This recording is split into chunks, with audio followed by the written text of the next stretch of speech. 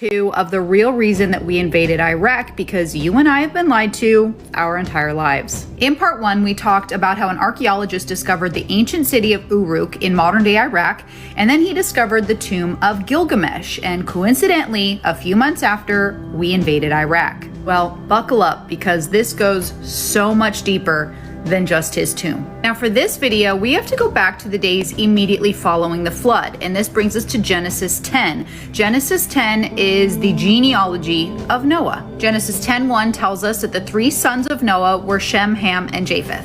Down it says Ham had Cush, and then Cush had Nimrod. So Nimrod in the Bible is Noah's great-grandson. Now why am I talking about Nimrod? Because Nimrod is Gilgamesh. In the Bible, we learn that Nimrod established a very large kingdom. He was essentially the first king of the world, and it also says that he ruled over all of the other sons of Noah. Now, because of this, there were many different peoples that would write about Nimrod. It was their personal account of who Nimrod was. The Babylonians wrote about him, the Assyrians wrote about him, the Hittites wrote about him. It says even in Palestine, tablets have been found with this man's name on them. He was obviously the most popular hero in the ancient Near East, and of course, the Sumerians wrote about him in the Epic of Gilgamesh. We go back to Genesis 10 to find out about Nimrod's kingdom. This is Genesis 10:8, and it says up at the top, he began to be a mighty one on the earth. We'll go back to that verse later.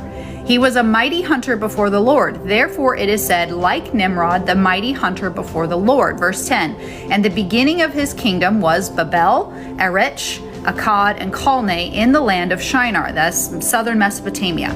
From that land, he went to Assyria and built Nineveh, and there's more. I'm not even going to attempt to pronounce them. Let's bring that verse to life a little bit. Here is a visual of Nimrod's kingdom. Down here, we have the Tower of Babel. We have Uruk, where he was found, or Erech in the Bible, the city of Ur, which is actually where Abraham was born, and then the land of Shinar. So pretty large kingdom. We're going to go back to Genesis 10:8 because it says he began to be a mighty one on the earth. This is the exact same phrase that God uses when he describes the giants in Genesis 6. So it says there were giants on the earth in those days and also afterwards. So God is specifically telling us that the giants, these demonic hybrid beings, survived the flood. When the sons of God came into the daughters of man and they bore children to them, those were mighty men who were of old, men of renown. The Greek origin of the words describing Nimrod are exactly the same as the Greek origin of the words God used to describe the giants in Genesis 6. It is worth mentioning that the Septuagint, which is the Greek translation of the Old Testament, also says that Nimrod began to be a giant upon the earth. Now, Nimrod is talked a lot about in the book of Jasher, in the Apocrypha. And before anybody comes for me and says that we shouldn't read the Apocrypha, this is in the Bible, Joshua 10. Is it not written in the book of Jasher? 2 Samuel 1, indeed, it is written in the book of Jasher. The authors of the Bible are referring us to other additional sources so we can find out additional information. Back to Jasher, it says, and they brought him offerings, and he became their lord and king, and they all dwelt with him in the city of Shinar, and Nimrod reigned over the earth and over all the sons of Noah, and they were all under his power and counsel. And all the earth was of one tongue, we know this, and words of union, but Nimrod did not go in the ways of the Lord. Here's what's interesting.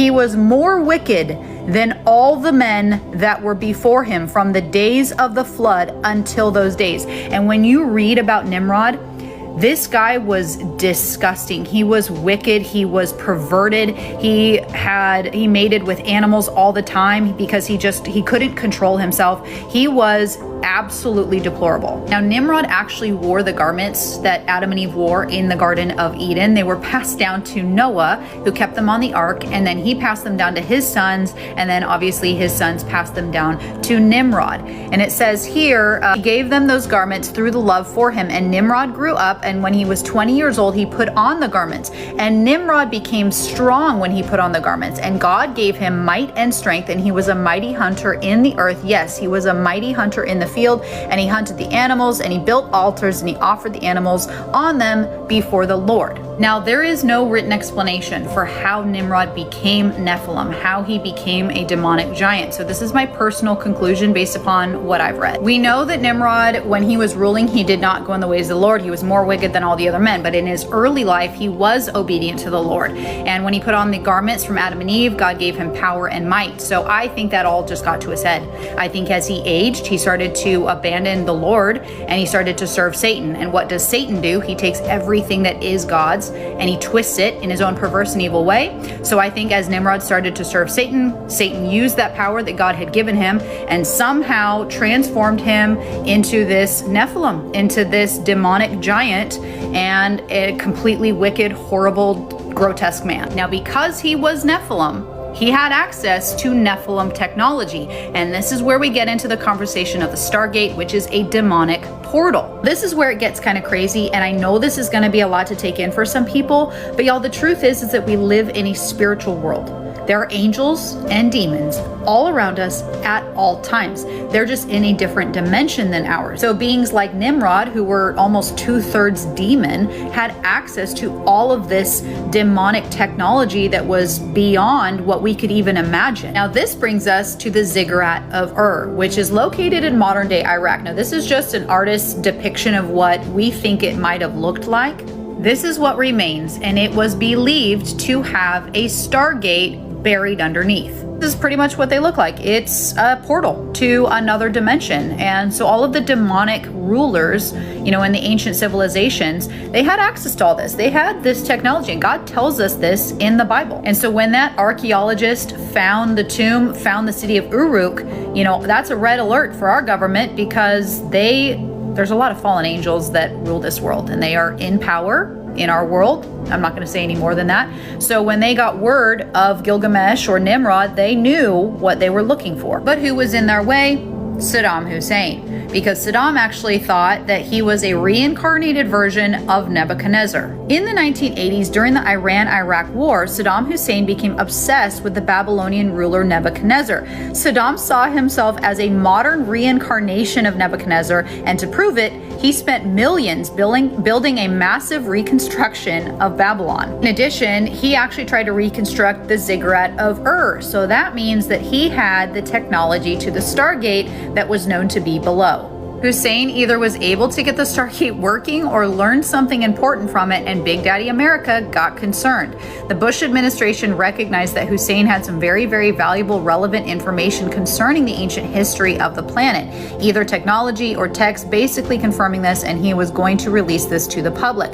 I think that was a big part of the reason why the Bush administration went into Iraq, to stop him from revealing this information and to also, of course, this is what I think, control it themselves. Now, all of this sounds crazy until you actually do some digging and you find on the CIA's website a project called Stargate. Now, this goes back many, many years because there are many Stargates all around the world. This document obviously is from 1993 and it covers the discussion of paranormal activity.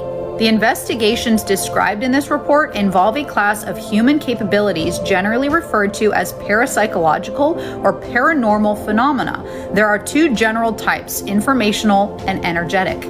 There's a lot of weird stuff in this report, and it takes some time to read through, but you can find it yourself on CIA.gov. There's this story as well from 1928. You can find this on TikTok.